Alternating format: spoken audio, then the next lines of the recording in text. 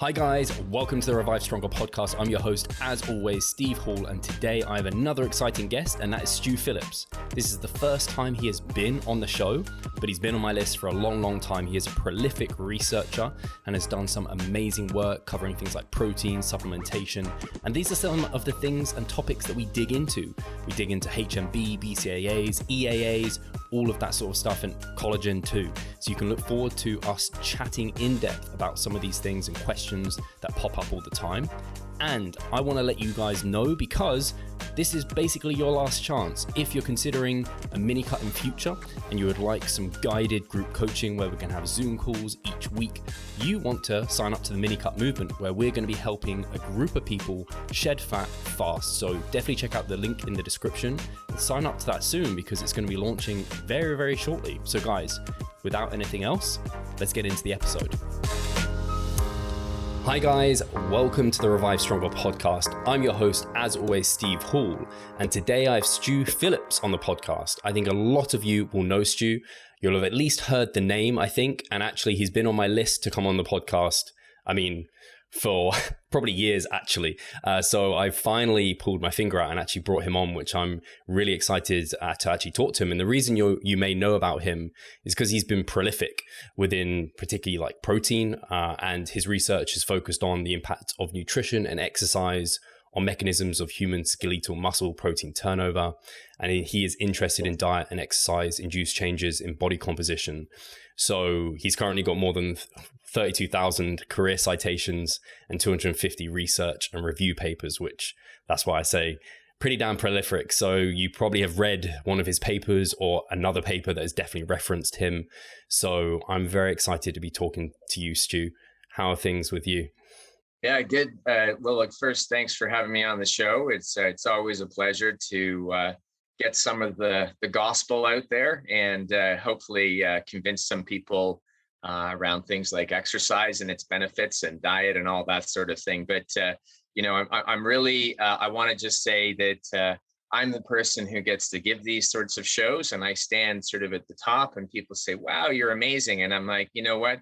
There are a lot of people underneath me, if that's the right word, but postdocs, grad students, undergrads, who, without them, nothing happens. So I might appear to be the leader, but I'm definitely part of a team, and those are the people that really do the hard work. So all those sort of pseudo aggressive numbers are really a testimony to their hard work. I just get to bask in their reflected hard work. So, well, that's very humble of you, and yeah, fantastic. And actually, I thought it would be a nice intro, as this is the first time you've been on the podcast, just to give a bit of background about how did you get where you are today in research. I know that could be a very long story, but if you have maybe some cliff notes, or how did you become so interested in what you're doing and got as far as you have in your career? Yeah, so I think it's sort of something like this. So I've told this story, and I kind of, it's sort of the same version, but sometimes I skip parts. But when I was a kid, anything around science really pushed my intellectual buttons. My parents were very supportive, and I was just mentioning you before the show. I was born and grew up in England. Moved from the UK to Canada when I was 13. But one of the things I remember, probably my 11th or 12th birthday, my mom and dad got me a science kit, one of these things you pull out all these, and I got a chemistry kit and all these sorts of things. And I can remember looking down this little plastic microscope when I was a kid at, like a twig or a squashed ant, and probably I squashed it. And thinking like, this is cool. Like I couldn't stop talking about it. Like so something lit up in my brain. I thought it was really neat. And, fast forward to university, I did my undergraduate in biochemistry in Canada at McMaster actually. And everything was great. And I thought I was on a path to going into medicine. Everything in Canada is what we call postgraduate medicine. I know you have some programs like that in the UK. So it's not an undergraduate degree. You have to have something before that. And last year of my undergraduate, I was playing rugby because that was my probably my favorite sport growing up. I did play ice hockey, and that was probably a very close second. So perfect English-Canadian blend. But I broke my leg playing rugby, and I couldn't play in my last year. And I had lots of time on my hand because I was, crutching around. It really depressed me to go to practice. So I decided to stay away even from that aspect. I went to watch the games, so I took a senior thesis in my fourth year. I fell in love with the lab. I fell in love with research. I think at certain points, I always thought about maybe doing medicine, but I just couldn't really see it. The further you go into research, the more you get into it, and the more you think like, I can't pull myself out of this.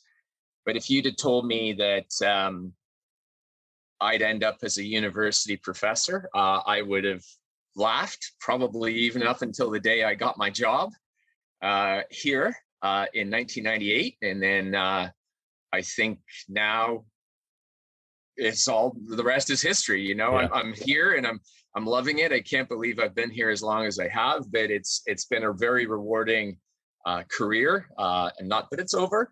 I have a great and supportive, amazing, and way above me in terms of the university seniority spouse, who also is a scientist who I collaborate with. And people usually wouldn't know because we don't share the same last name. But it's really been a wonderful combination of just fortunistic events and being in the right place at the right time, luck, call it whatever you will. But I've been blessed and truly lucky to have these things happen to me. And not all of them seemed like the greatest thing at the time. Definitely breaking your leg in the last year you were supposed to play was a tough blow. But yeah, bad things sometimes happens for good reasons. So call it fate, karma, kismet, higher power. I don't know, but it seems to have worked out well. For sure. I can only imagine the sort of discussions that happen in your house with two scientists going back and forth and probably pushing one another to get smarter and push. We have certain rules around boundaries about what we can and can't talk about. So there's, it can't be completely work, but we do share some things. She's higher up the administrative ladder, as I said. And so actually, confession here is that she's not just my boss. She's actually my boss's boss. So indirectly, she's my boss. And so it's a seamless transition from the university, yes, Dr. McDonald, to home where it's like, yes, dear. And, so it works out well. I'm super proud of what she's been able to do. And I know for like a hands down fact, I couldn't do what she does. So she's privy to things that she can't tell me. But we share enough that we can have a good laugh and at the same time have a good cry when things get really drastic. So that's great anyway, because I call my girlfriend, I call her the boss. So she's the boss. I think it's just men learning to work within a woman's sort of confines of what she thinks is the way that we think we should do things. And it's been 24 years of marriage, and I think I'm still learning, but I'm getting there. We'll get there one day. So yeah. Eventually, we get frontal lobe closure, and men, grow up, right? So. Yeah. So the question I wanted to start with actually is, I don't know how in depth a question it will be, but it's one that springs up all the time that I see out there on social media, and I'm not sure. I know I've found somewhere that has a really good answer for it. So this is considering protein recommendations per body weight. And people often ask and wonder, is that total protein covering all like the protein you get from your bagel, your pasta, your veggies, all of this? Or is it just higher quality protein? So when we're referencing kind of numbers within research for recommendations, what are we talking about there exactly? Could you answer that, Stu? Yeah. So the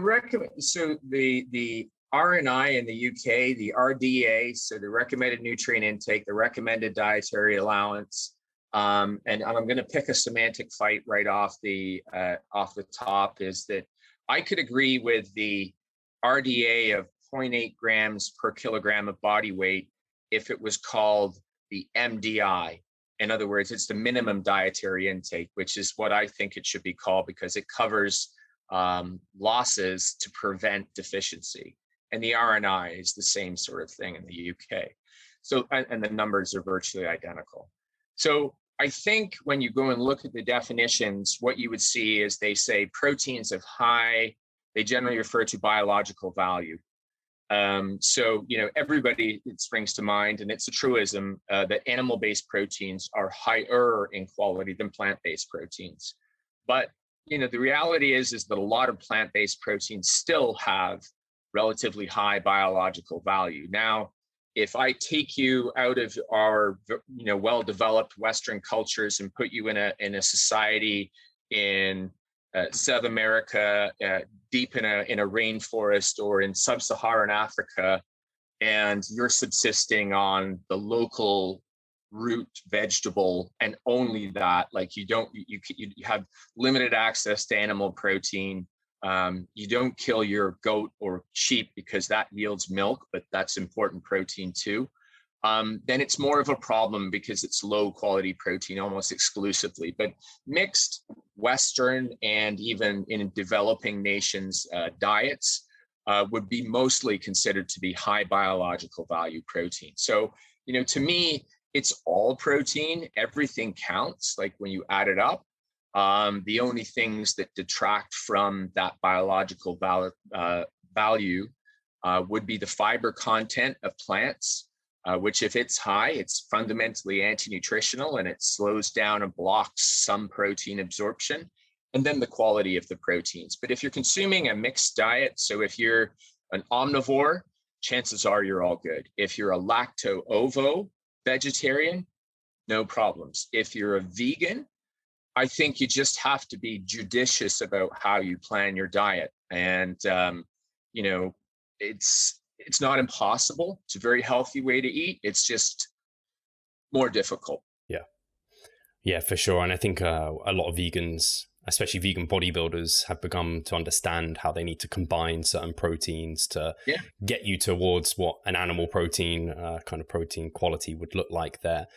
Out of interest, the only thing that crops up sometimes in my kind of work is people who have just crazy carbohydrate intakes.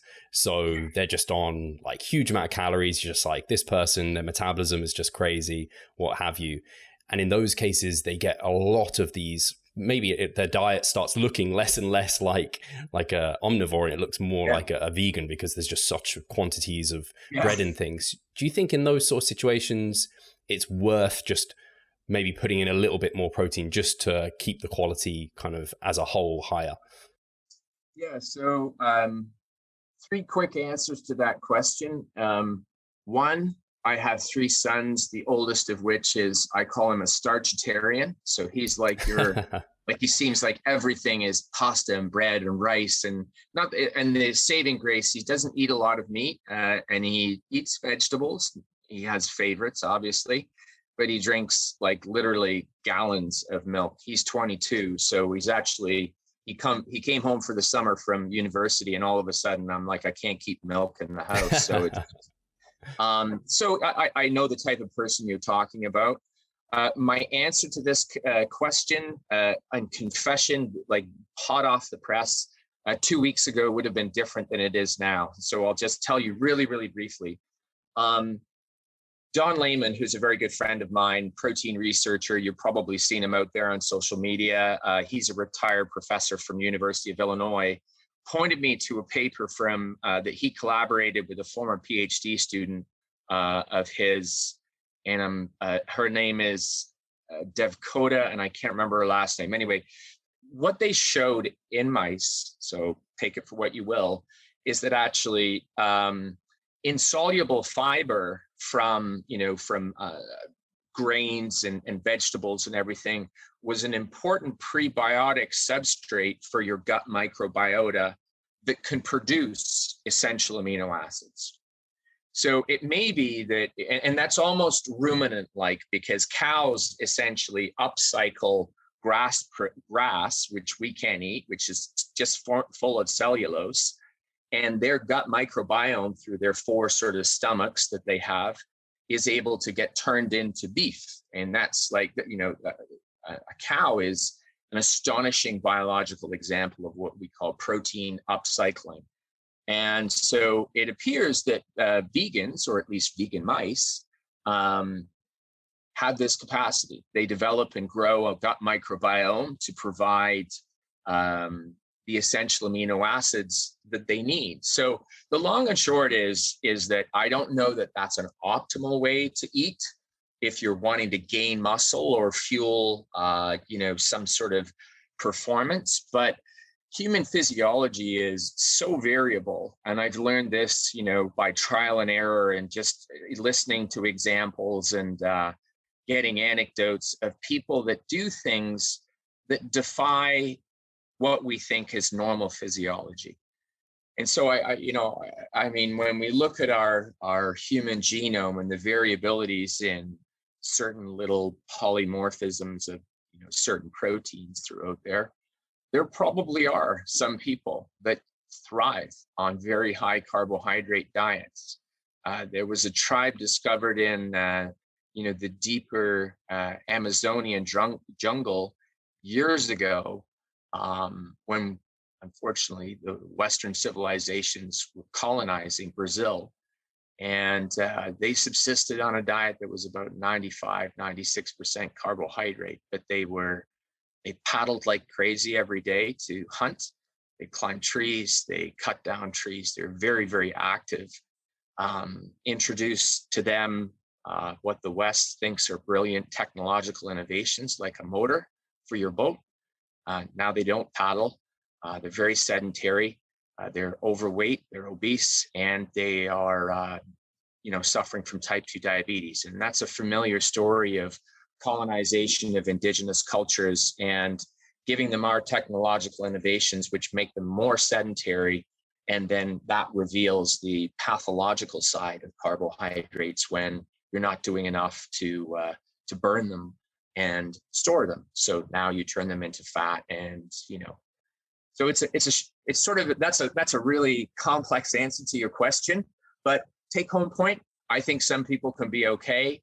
I don't think it's a prescription for optimal health for everybody, but some people can do it. In human physiology, never say never.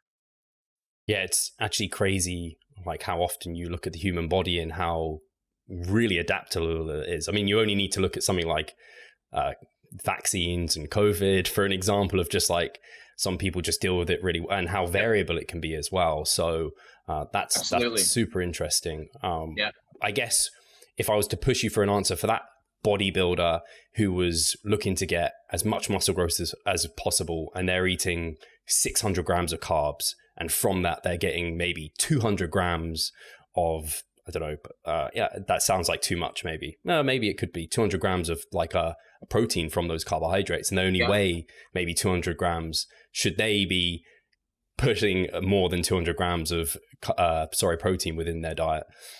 Yeah, I mean, the short answer is it would be an experiment for them to undertake to see whether they could do it and whether it had an impact.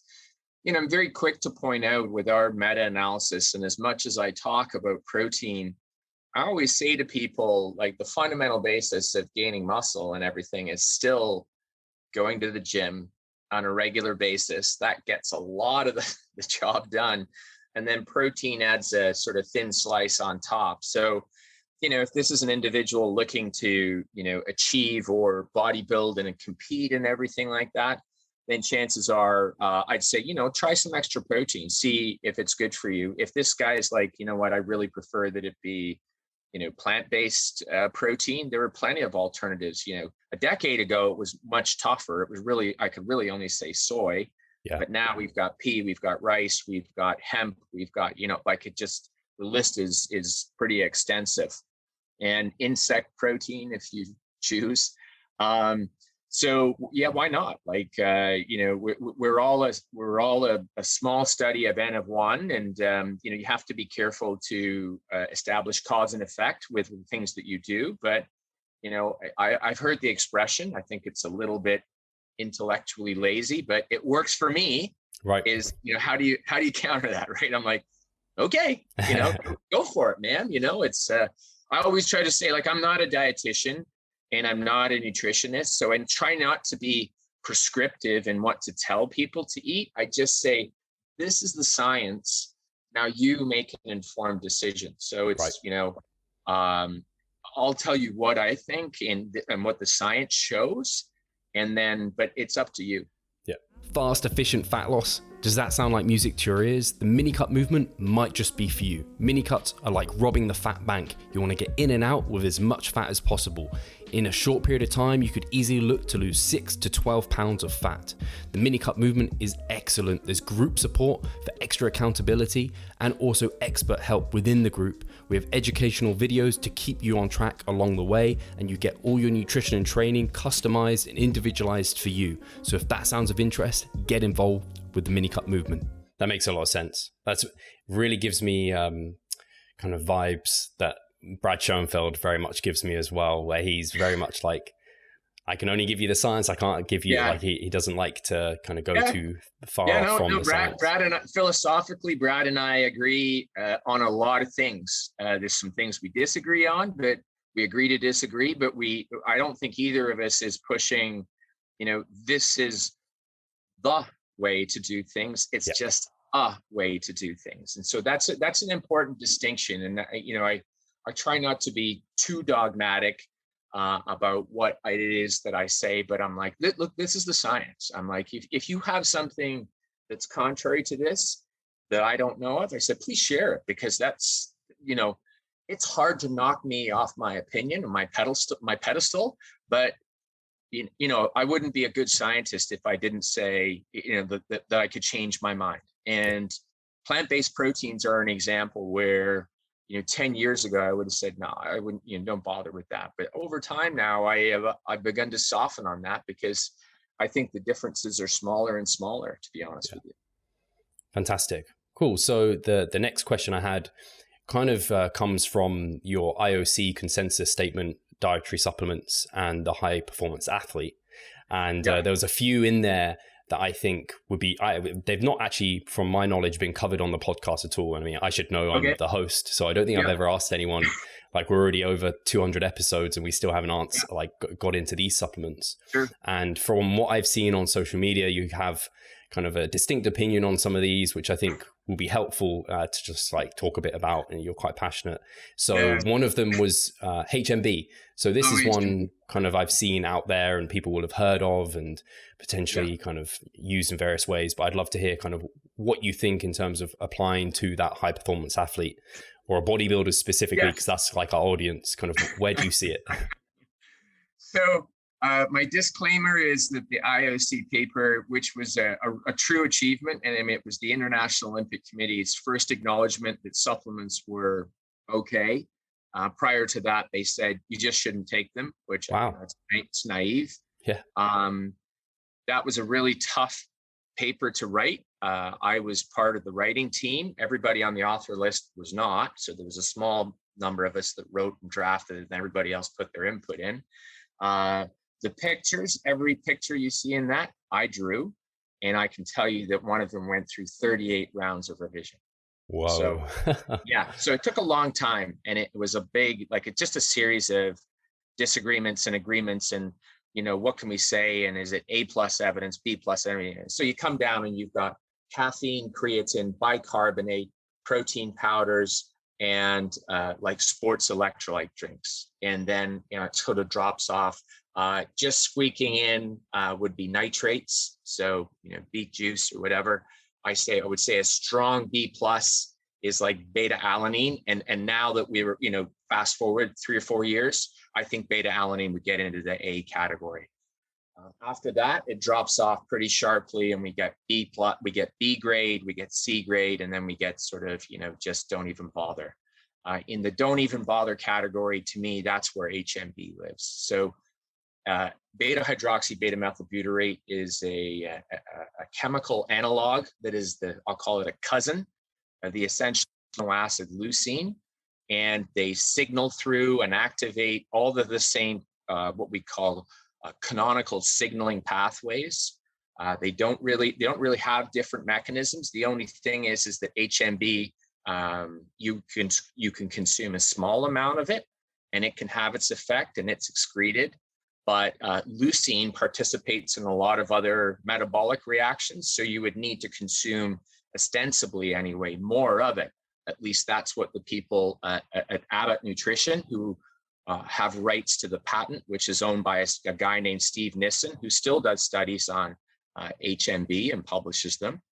My take is that it's dressed up leucine. When we've compared the two head to head, like the same weight, I was going to say equi-weighted, I think that, equivalent weights of HMB to leucine, and in individuals, and done these like astonishingly difficult undulating periodized training programs, we see absolutely no difference between them. And I think that that's backed up now by a series of meta-analyses looking at the effect of HMB and the effect of it compared to carbohydrate, which is a true placebo because it's a sugar pill, is trivial. When you line it up and compare it in people who are consuming adequate protein, so that would be twice the RDA, about 1.6 grams per kilo, the effect is non-existent. So save your money. Yeah, I know the only kind of bit of talk that I'd seen some bodybuilders having for its use was there's some research, and you may be referring to some of this research, kind of the sarcopenia, like it delays, it's been shown to potentially delay sarcopenia. And so some bodybuilders have been using it in dieting phases to try and retain more muscle. Do you think is there anything to that? I don't think so. Sarcopenia and the loss of muscle during dieting phases, they're not the same mechanisms for how muscle gets lost. Aging and inactivity is really the two main drive, like the aging process and inactivity are the two main drivers of sarcopenia, where caloric restriction is the main driver of muscle loss when you're trying to cut body fat. The main issue there is the by far, and I mean like by a country mile, the biggest driver for you to hang on to muscle mass during a cutting phase is to lift weights. Higher protein can add a little bit more, but there's not actually nothing out there to show that HMB helps you retain muscle mass while you're in a caloric deficit. So if you're thinking the two are the same, I categorically disagree. They're fundamentally different. And people also tell me who intermittently fast, they say, I take HMB or I take BCAAs. And I'm like, well, then you're not fasting.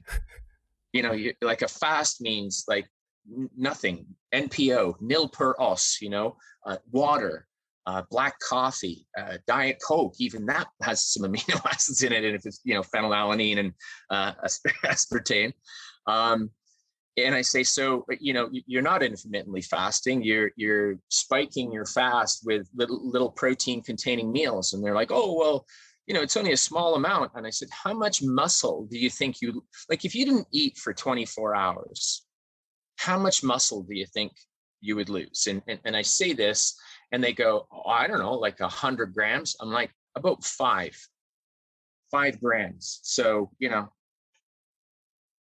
there's the lid off of my chapstick here. That's about how much muscle you lose. And they go, oh, like, well, I want to hang on to everything you got. And I'm like, if you added this up for 100 days, you couldn't even measure it on a scale.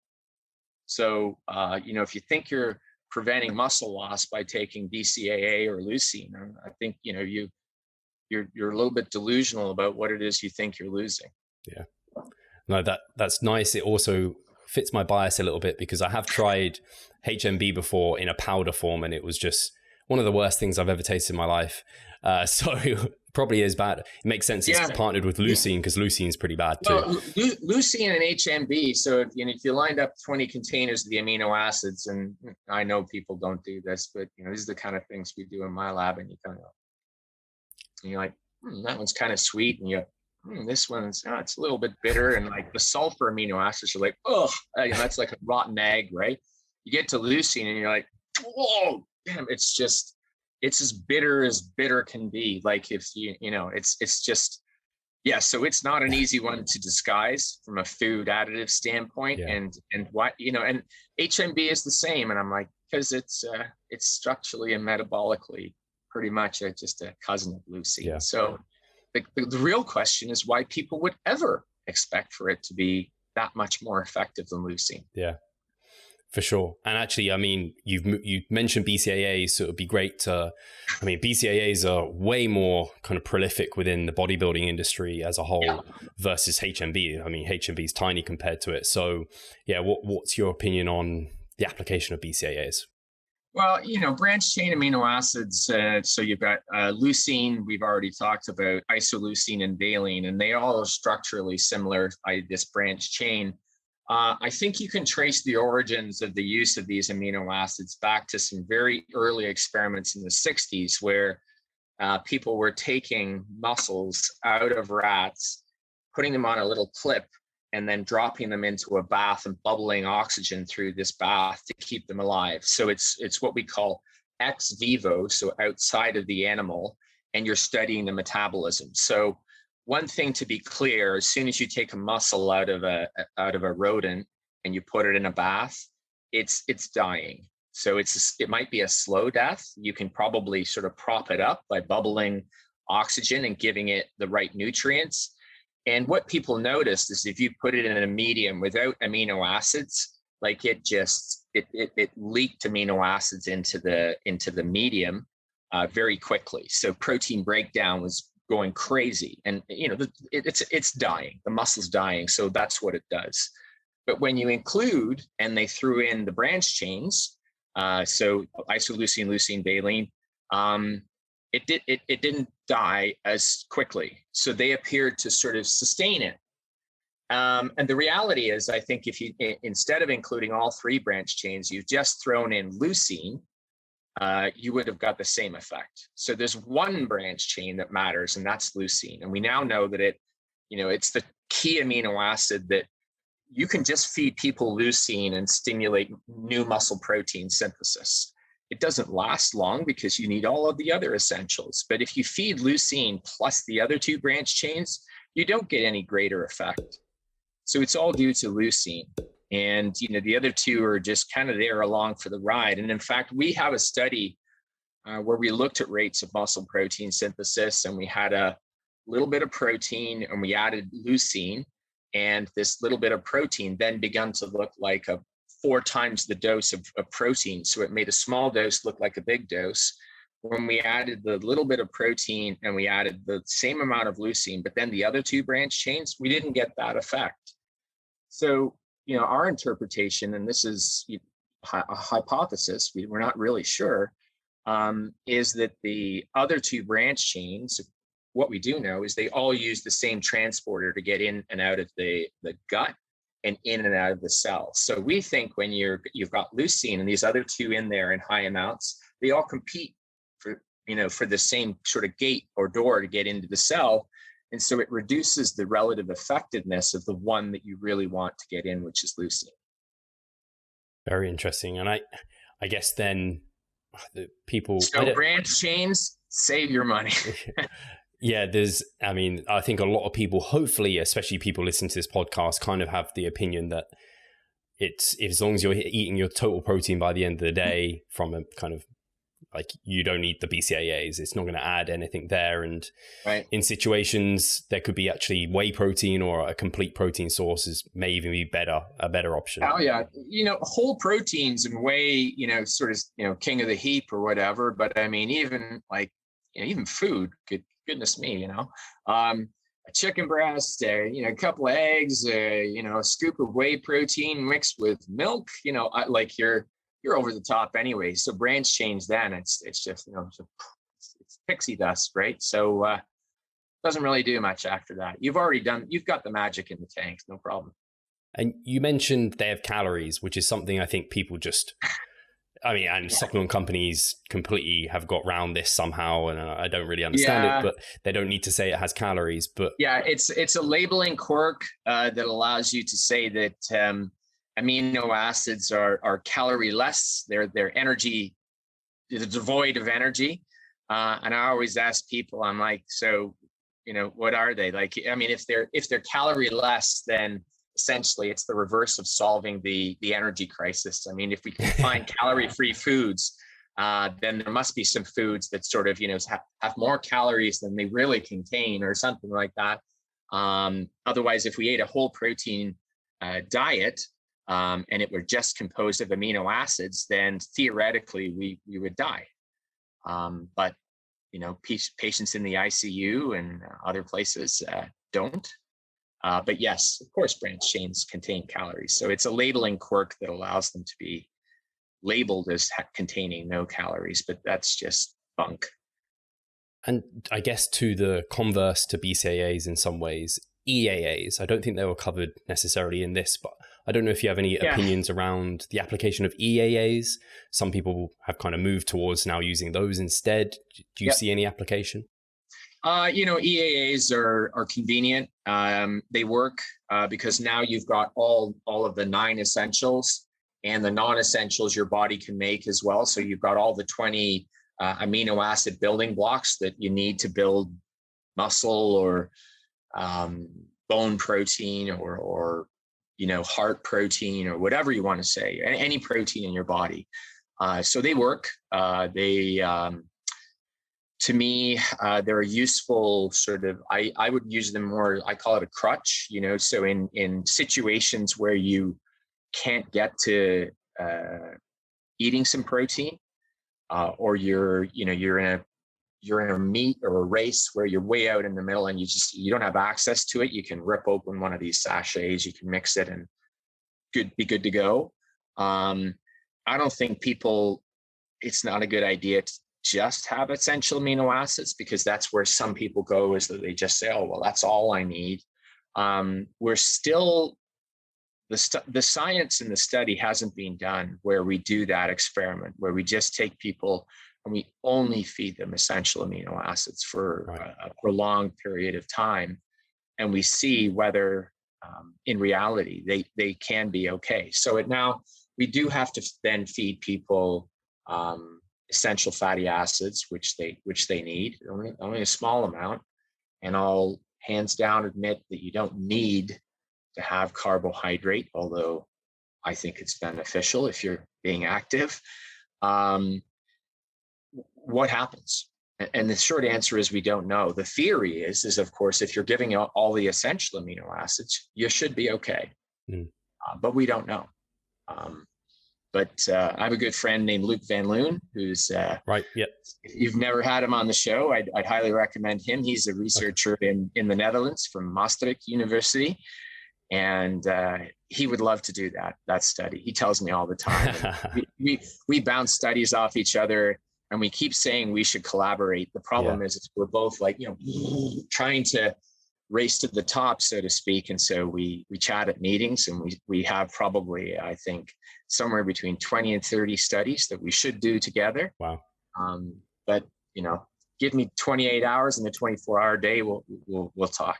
And I know I have heard of his name actually, so I'll have to have a look to bring him on. And so it sounds like EAAs are a step above BCAAs in terms Absolutely. of... I mean, they do the job, and there's no doubt in my mind that they support a full protein synthetic response. And, I did my postdoc training with Bob Wolf, and, Bob trained myself, Kevin Tipton, Blake Rasmussen, Elena Volpe, Doug Patton-Jones, like all of the protein gang. John Lehman did a sabbatical with Bob. I mean, he's sort of like the grandfather of all of us, if you like, in terms of science training. And I owe him a great deal for shaping my worldview and understanding of protein. And he has an essential amino acid supplement and a patent on it. And it works. There's no question about that. Do you think there's any application for it if you have like the option between that and like a whey protein? Again, is there any reason you'd have an EAA over the whey protein in that scenario?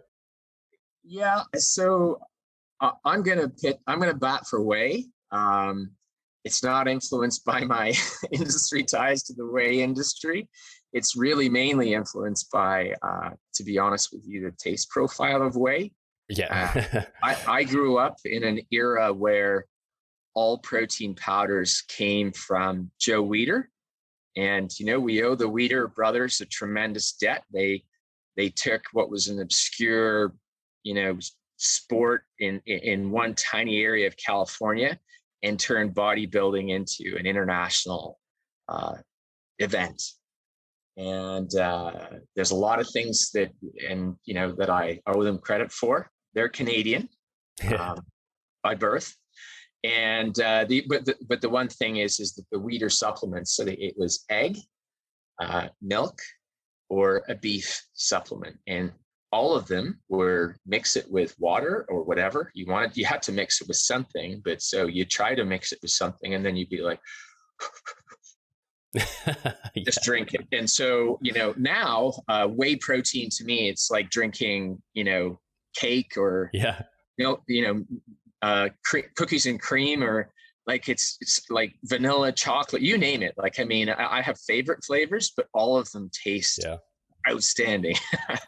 EAAs, essential amino acids, they're not always the most pleasant tasting. There's always it's like drinking a can of Boost or Ensure, which I'm sure people are familiar with, and you drink it and you're like, that's not bad, but there's something a little, and the best word my son sees, there's something funky in that. And I'm like, yeah, that's funky. That's it. Yeah. He goes, what is that? And I'm like, I think it's the vitamins and the minerals, but when you get the amino acids, you do have to have the sulfur amino acids. So there's that little, I'm like, I'm getting a sour egg note on that one. Or, it's just, or a rotten egg note on that one. And yeah, so.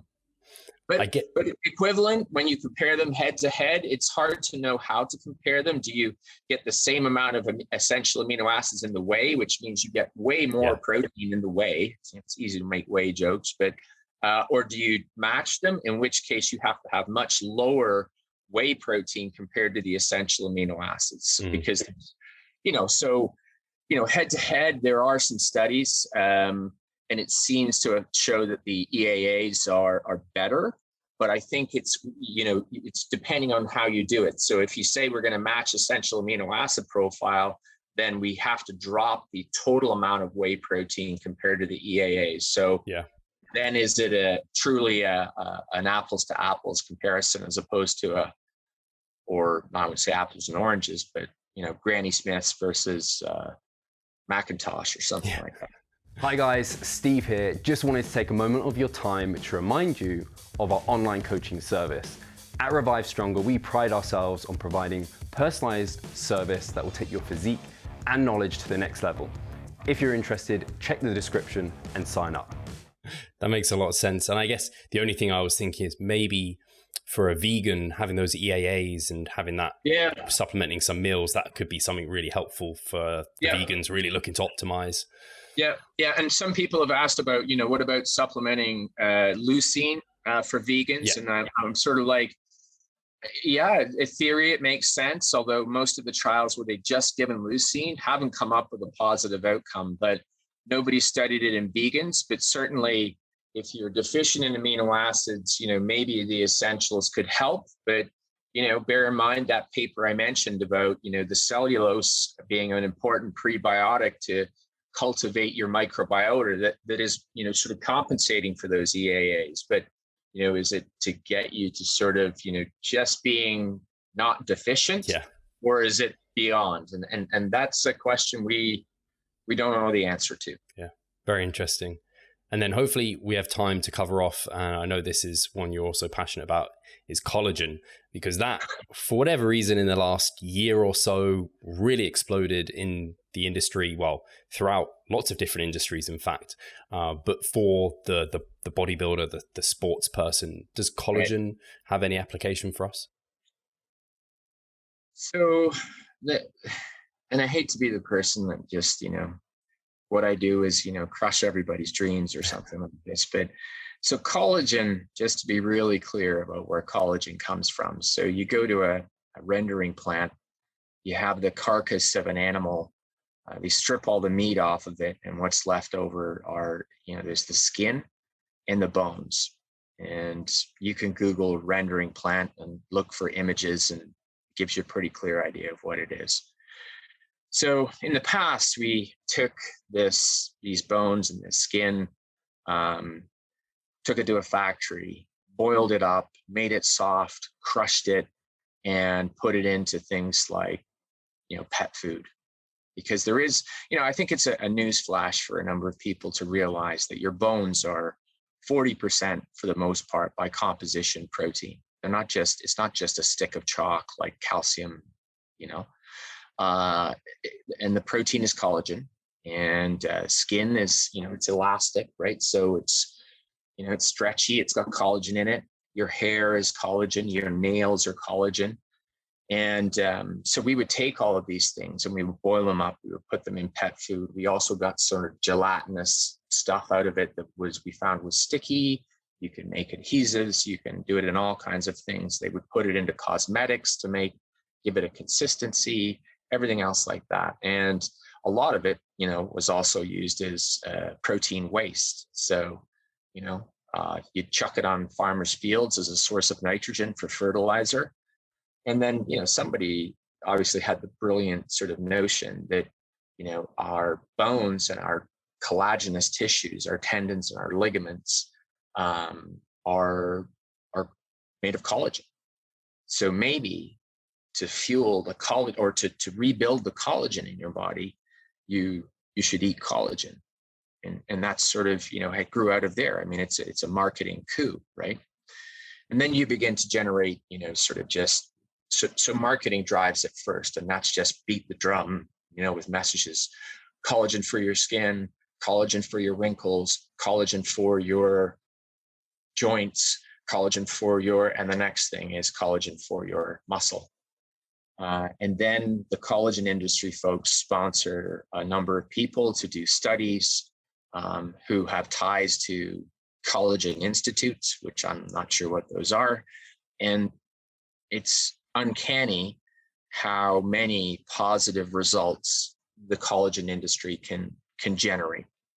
And then it sort of spreads beyond there. People, drop collagen on cells, and cells do stuff that make it look sort of collagen-y. So you've got a tendon sort of thing in a dish, and it's like, look at what collagen does. And I'm like, well, if you drop sugar on a cell in a dish, it does something, right? So, if you got nothing, you drop something, it generally does something, So anyway, fast forward, and now it's a worldwide phenomenon. Collagen is creeping into a lot of protein supplements because on the label, you can officially call it protein because it is. It's a very low quality protein. In fact, its quality score is 0 because it doesn't contain one essential amino acid, which is tryptophan. That may not mean much because you don't need much tryptophan. And so maybe it's not a rate limiting amino acid, but it certainly does speak to the fact when, leaders in the collagen industry recently published a paper saying you could take a very high quality protein like milk protein, and you could substitute 30% of the quantity of milk protein with collagen, and it would still have a protein quality score that would allow it to be labeled high quality protein.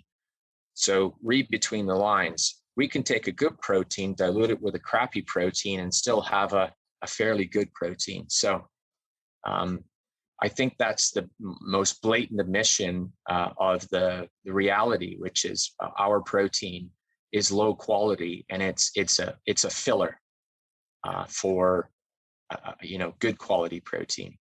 Collagen by itself, I seriously question that it can do anything, but there are data out there.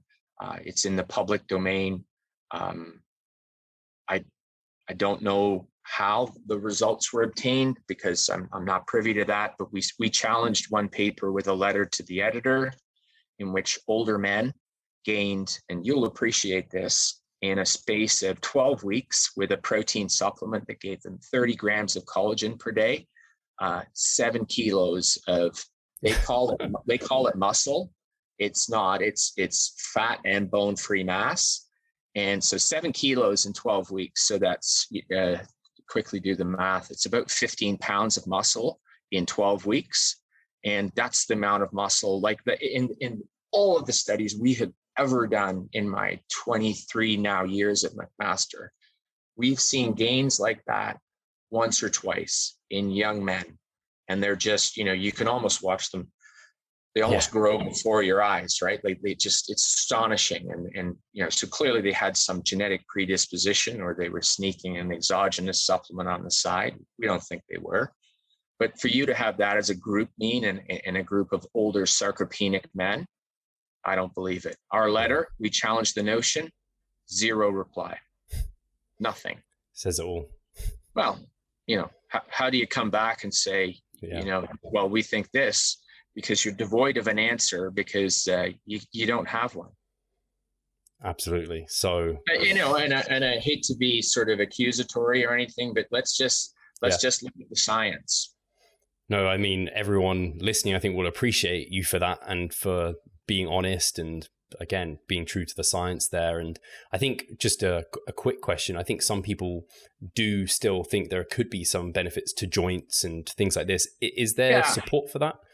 Yeah, so that again, when you go and you really look for the data, so human clinical trials in patients who have joint issues, so osteoarthritic patients, people who have knee pain, joint pain, whatever it is like that, it seems there might be some data, but there are now meta-analyses on this, and the meta-analyses show you do get some change in pain, but it reverts fairly quickly. And so it's sort of a transient effect. So if you follow the supplement pain literature in the area of something like EAA, which is a very common affliction, 10 years ago, it was all about glucosamine and chondroitin. Yeah. And, there was an initial hype, lots of big clinical trials, positive findings, and then more clinical trials. And it sort of waned over and now it's the American College of Rheumatology or the Canadian Rheumatology Society would say, with glucosamine and chondroitin now, try it, see how it works. And if it does alleviate pain, keep taking it. I think it depends on the quality of the chondroitin that you get.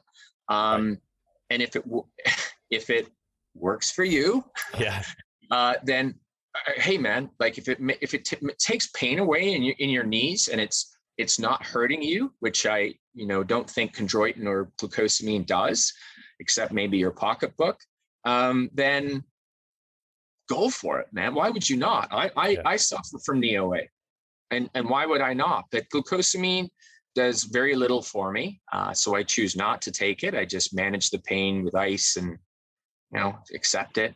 But I have tried collagen as well, on and off. And so I've done this sort of A-B, like, does my pain go down, up, and I get zero effect out of it now. So maybe that's part of my bias on this whole thing, but it does appear that it sort of nudges the needle enough to say that there might be something there. Okay. But is it the answer to EAA? I think if I were to compare it to, rehabilitative exercise and sticking with programs that keep you physically active in terms of, and it would be purely resistance training to make you stronger, as opposed to saying, go for, 10K walks every day, which is a ridiculous idea, I think, for EAA patients. Then I think I stick with the exercise. And then people say, well, what about exercise plus the supplement? And I say, it's a good idea. I said, someone should do, independent from the collagen industry, some good science around that. Yeah. Fantastic.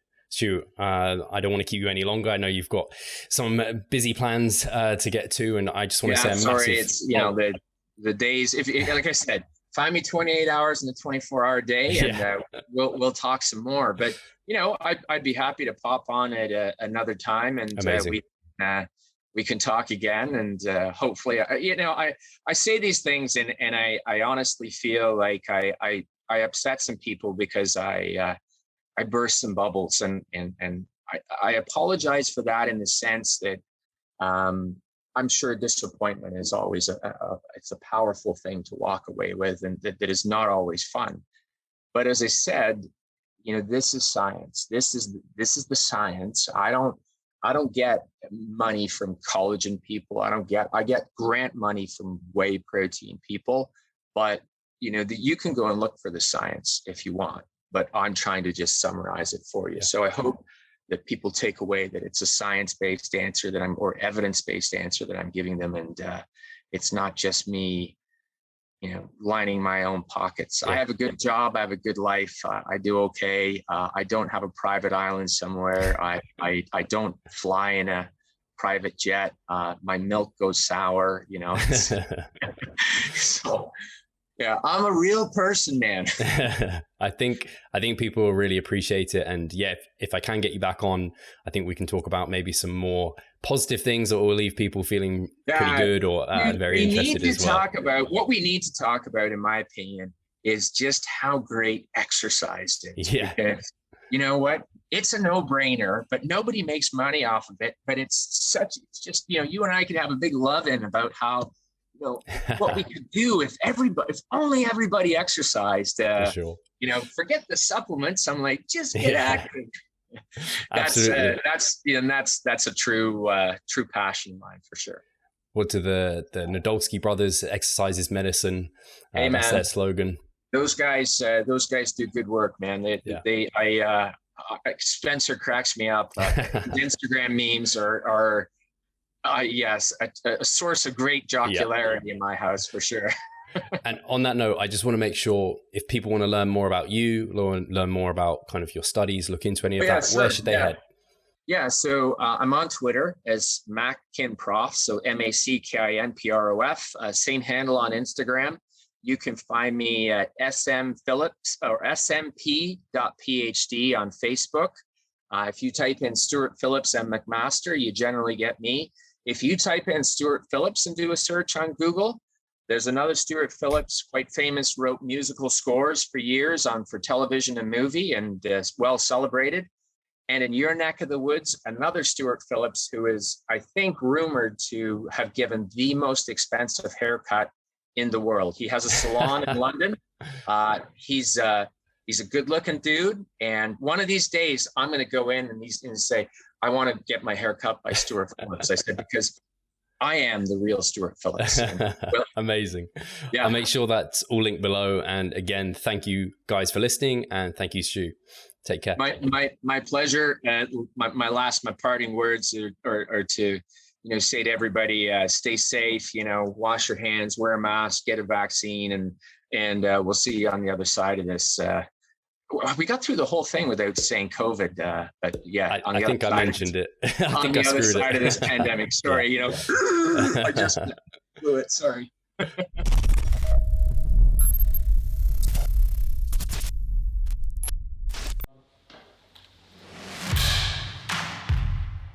So I'm Steve Hall, founder of Revive Stronger and a coach of Revive Stronger. My name is Pascal Flor.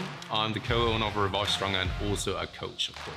Revive Stronger has probably been going solidly for 3 years, roughly about 3 years. Revive Stronger, to me, it is becoming kind of my child, my foster child. It's the gathering and getting together of like-minded people. We've been expanding the coaching team, which is helping us help more people, but each coach can only help a certain number of people. Right now, it's all over the place. We have YouTube, we have Facebook, we have Instagram, but there isn't that community aspect behind that. And so the next step for us is developing a membership site. So basically, we want to create a family and a community that is then benefiting from another.